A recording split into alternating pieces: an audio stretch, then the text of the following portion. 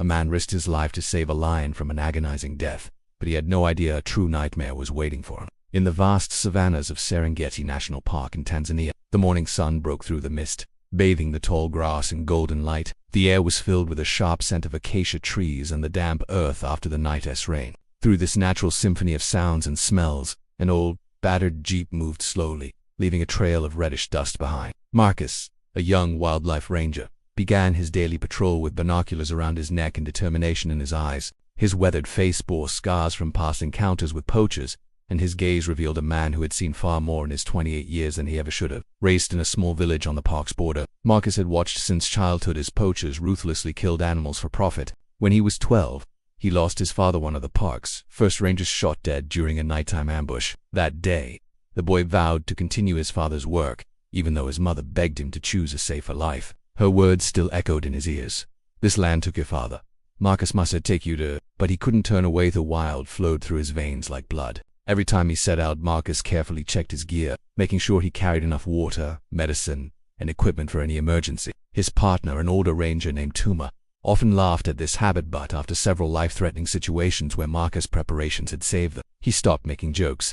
On his route, Marcus frequently paused to listen to the rhythm of the savanna, the chirping of finches, the distant grunting of hippos near the waterhole, the rustle of tall grass in the breeze. Kneeling, he studied fresh tracks and read the night story as if it were a book. These skills made him one of the best trackers in the Serengeti. That morning, when the air was especially crisp after the storm, Marcus noticed a disturbing dark red droplets on the yellow grass, too bright and fresh to be anything but blood. His pulse quickened, and his hand instinctively reached for his radio, but a nearly tangible instinct held him back. Any backup would arrive too late. The injured animal needed help now. He turned off the engine and quietly stepped out of the vehicle, tranquilizer gun at the ready. With each cautious step along the blood trail, the tension inside him grew. His sharpened hearing caught even the slightest sound. A twig snapping underfoot could mean a poacher's trap. A growl might signal a wounded predator. But he heard another and that made him more uneasy. As he rounded a thick acacia bush, Marcus froze in disbelief. A massive male lion lay before him. Its majestic dark mane was matted with dried blood, and its body was tangled in steel wire, the kind used by poachers to set deadly traps. The wire had cut deep into the lion's flesh, leaving raw, bleeding wounds. A snare meant for an antelope or a zebra hadn't. The lion raised its head, and its amber eyes met Marcus. But instead of the fury and aggression he expected, Marcus saw only exhaustion and pain. A low growl, more a weak groan, broke the silence. It was clear the lion had been trapped for hours, growing weaker with every failed attempt to escape. Marcus slowly took off his backpack without breaking eye contact with the lion. The slightest mistake could cost him his life, but letting the animal die wasn't an option. His instincts screamed danger. A wounded predator was unpredictable, especially when cornered. Yet something deep inside him told him this lion understood the man posed no threat. "Hang in there, buddy," Marcus whispered, pulling wire cutters from his toolbox. "I'm here to help. Just don't do anything rash, and we'll both get out of this alive." Inch by inch, Marcus worked to free the lion from the deadly trap. The wire resisted and dug deep enough into his own fingers to draw blood, but he didn't stop. Sweat dripped into his eyes and mixed with the dust as time seemed to stretch into eternity. Every time he reached for another loop of wire, he braced for an attack, adrenaline rushing through him, every nerve on edge. The lion seemed to understand what was happening. It flinched in pain as the wire tore from its wounds, but it didn't try to fight. Its eyes remained locked on the man's hands, watching every move with cautious awareness. When the last loop of wire fell to the ground, Marcus exhaled quietly. Carefully, he reached into his backpack for antiseptic and began treating the deepest wounds. The lion shuddered at the sting but made no move to attack. Its breathing was still heavy, but there was something new in its gaze, something between relief and gratitude.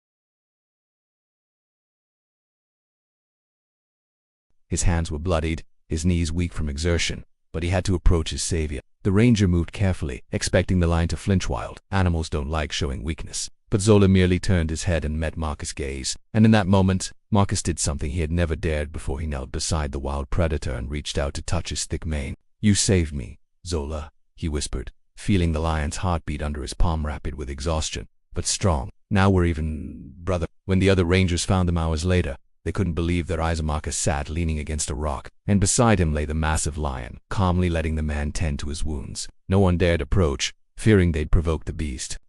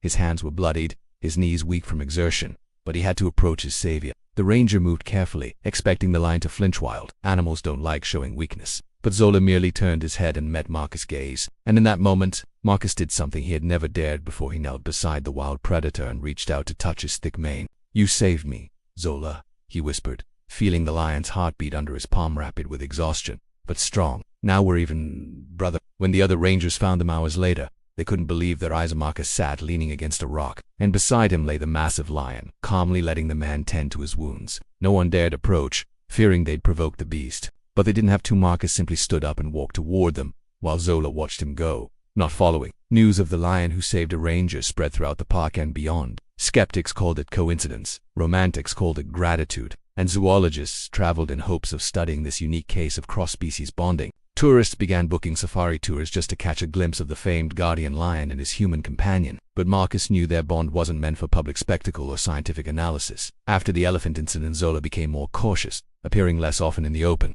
Yet whenever Marcus patrolled the savannah, he would often see a familiar silhouette on a hilltop or beneath a baobab shade. Sometimes the lion followed the jeep for miles. Other times, he simply observed from afar, as if making sure the man was safe. The deep wounds from the poacher's wire eventually healed, leaving only faint scars on Zola's golden coat, silent symbols of an extraordinary friendship that had begun that day. They were lasting reminders of the moment that changed the fate of man and beast. In times of danger, when poachers or flash floods threatened the park, Zola always seemed to appear, as if guided by instinct. Once, he led a group of lost schoolchildren to the road, where rangers found them. Another time, his roar warned Marcus of a hidden leopard ready to strike. Old Tuma, the only one who had believed Marcus from the beginning, often said, Sometimes spirits take the form of animals to protect those who guard the land. Marcus didn't believe in spirits, but he couldn't deny it. There was an understanding between him and the wild predator that went beyond the ordinary. At sunset, when he returned to base, Marcus would often stop on a hill where the savannah unfolded before him, bathed in red and gold.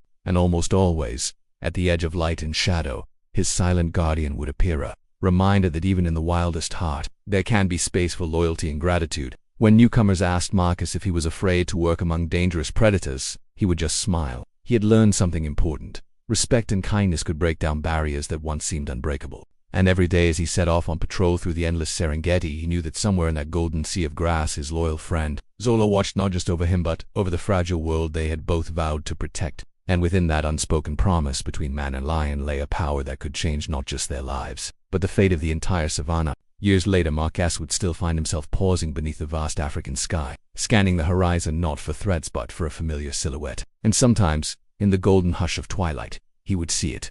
A proud lion watching from a distance, unwavering and still. Zola had never been tamed, never owned, but in a world where trust is rarer than gold, he had chosen Marcus, and that choice, unspoken and eternal, had changed everything.